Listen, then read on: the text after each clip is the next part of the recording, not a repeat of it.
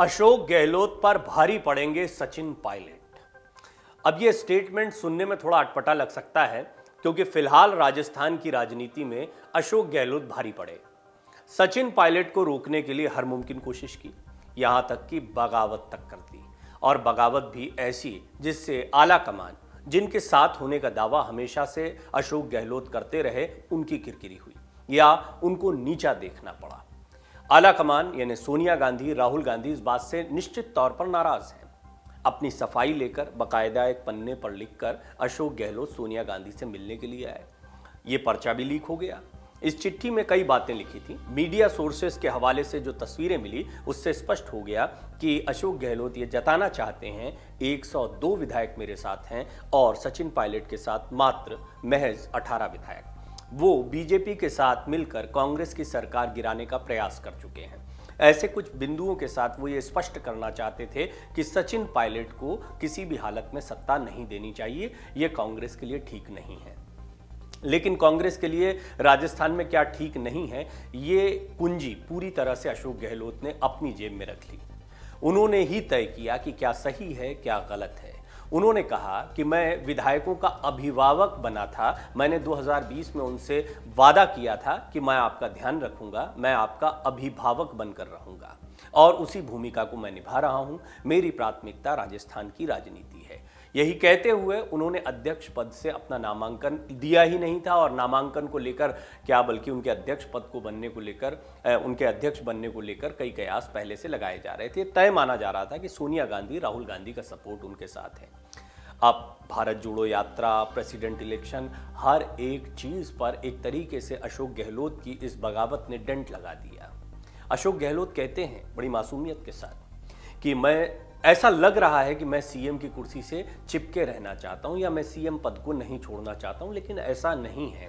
मुझे नहीं पता था कि विधायक इस तरह की बगावत करेंगे।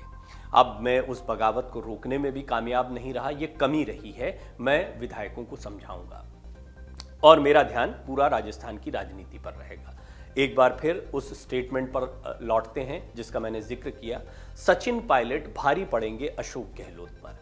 दरअसल ये हम नहीं कह रहे हैं, ये 79% लोग कह रहे हैं, 79%।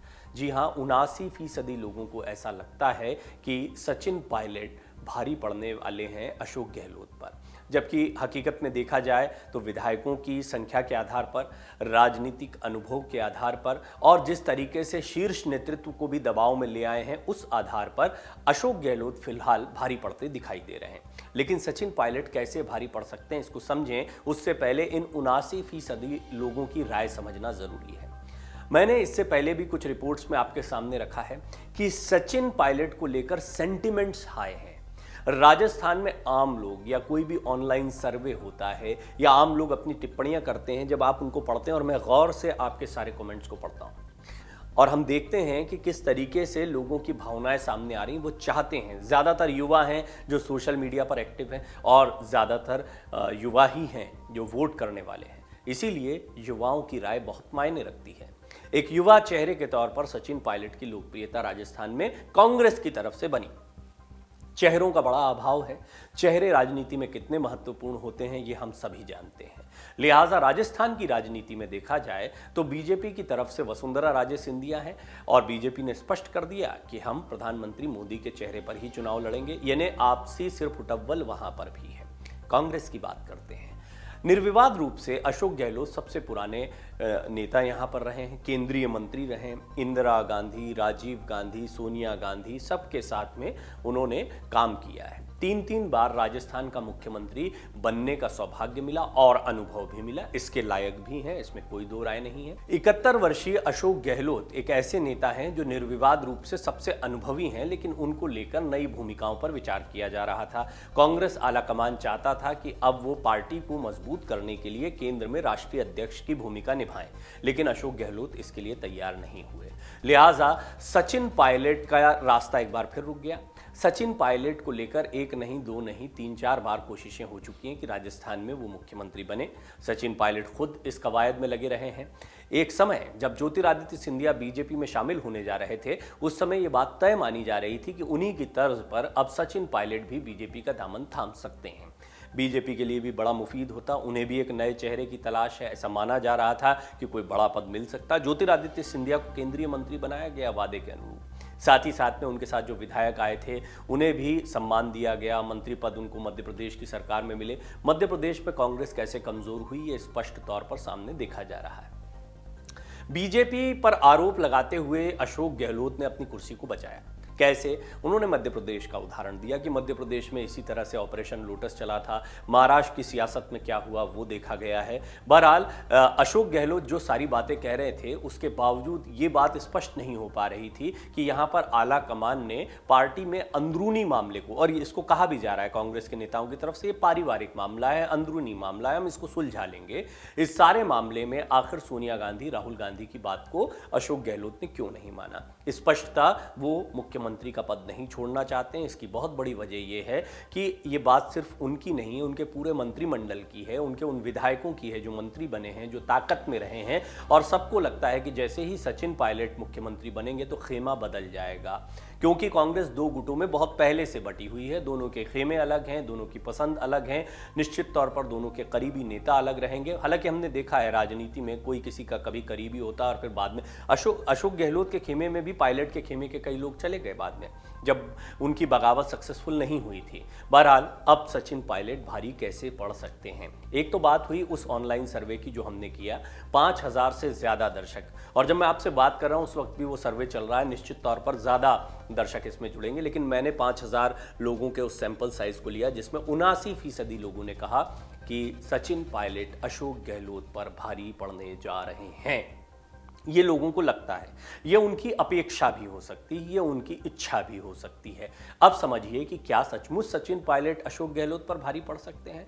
इसमें सबसे बड़ी ताकत सचिन पायलट के साथ ये दिखाई देती है कि उन्होंने संयमित तरीके से ना तो अभी तक कोई बयानबाजी की, ना ही उन्होंने कोई बगावत दिखाई है, ना ही उनके बागी रूप देखने को मिले हैं।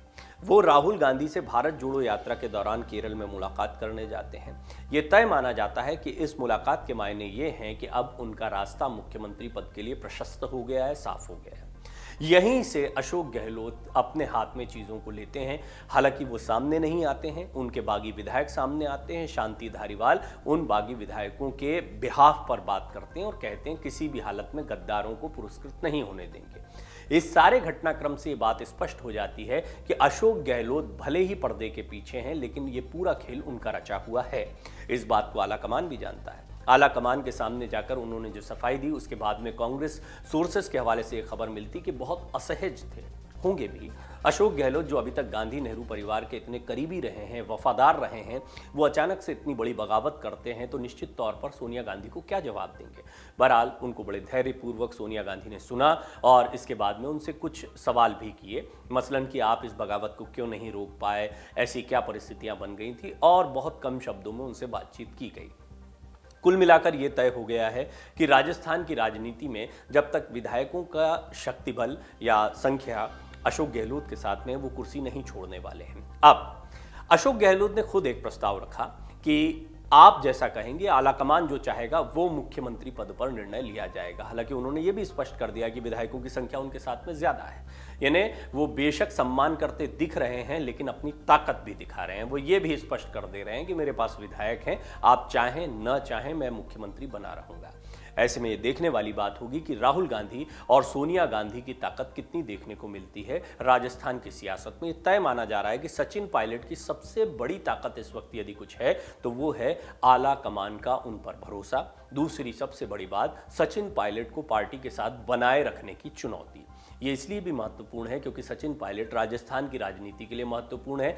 बात सिर्फ ये नहीं कि वो कांग्रेस को कितना फायदा पहुंचा रहे हैं, यदि वो बीजेपी में जाते हैं या कांग्रेस में कोई बगावत होती है तो निश्चित तौर पर इससे कांग्रेस को बड़ा नुकसान हो सकता है। इस नुकसान को रोकना ही अपने आप में एक बड़ा फायदा है, वो भी तब जबकि आगामी विधानसभा चुनाव और उसके बाद लोकसभा चुनाव दोनों में कांग्रेस के लिए राजस्थान एक महत्वपूर्ण राज्य साबित हो सकता है। खासतौर पर तब जब भारत जोड़ो यात्रा को एक अच्छा रिस्पॉन्स दक्षिण के राज्यों में मिला है। ऐसे में तय माना जा रहा है कि जैसे जैसे ये यात्रा आगे बढ़ेगी राहुल गांधी का चेहरा बड़ा होगा और दूसरी पंक्ति के कुछ नेता, खासतौर पर वो युवा नेता जिन्हें टीम राहुल कहा जाता था एक समय पर, जिसमें मिलिंद देवड़ा थे, जिसमें सचिन पायलट थे, ज्योतिरादित्य सिंधिया थे, ऐसे कुछ युवा चेहरे थे जिनको राहुल गांधी का करीबी माना जाता था और अगली पंक्ति माना जाता था कांग्रेस के नेतृत्व के लिहाज से। लेकिन ये पूरी तरह से बिखर गए हैं। सचिन पायलट फिलहाल कांग्रेस के साथ बने दिखाई देते हैं। यही उनकी सबसे बड़ी ताकत है कि वो इस वक्त राजस्थान की जनता के बीच में लोकप्रिय दिखाई देते हैं।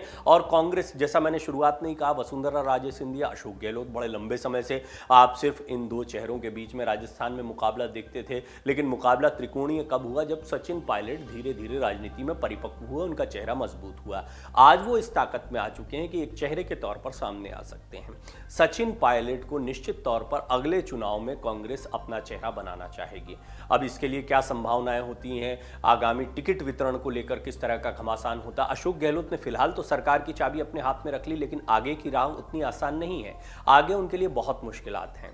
कांग्रेस प्रेसिडेंट जैसे ही बनते हैं या कांग्रेस के जो भी डिसीजंस होते हैं, उसमें निश्चित तौर पर कांग्रेस से कौन चुनाव लड़ेगा, किन लोगों को टिकट मिलने हैं, किसके नेतृत्व में चुनाव लड़ना है, किसका चेहरा सामने रखना है, ये सारी चीजें कांग्रेस के आलाकमान को ही तय करना है। और वहां पर अशोक गहलोत की एक नहीं चल पाएगी। और यह तय माना जा रहा है कि आगामी चुनाव में अशोक गहलोत के लिए बड़ा झटका साबित होने वाला है। 71 वर्षीय अशोक गहलोत बहुत ही ज़बरदस्त राजनीतिज्ञ माने जाते हैं, जादूगर भी रहे हैं, राजनीति के भी जादूगर माने जाते हैं।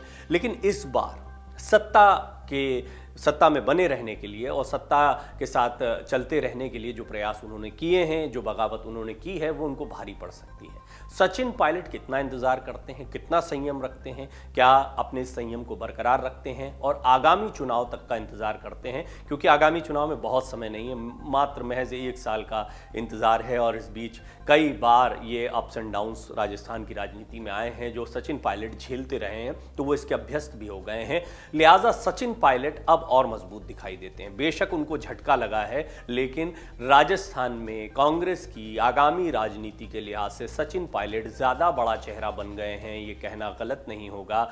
ये हमारा ऑनलाइन सर्वे, जिसमें 79% लोग कहते हैं सचिन पायलट अशोक गहलोत पर भारी पड़ेंगे, ये भी इस ओर इशारा करता है कि कहीं ना कहीं उनकी स्वीकार्यता कांग्रेस कार्यकर्ताओं में या कांग्रेस की सरकार को पसंद करने वालों में बड़ी है।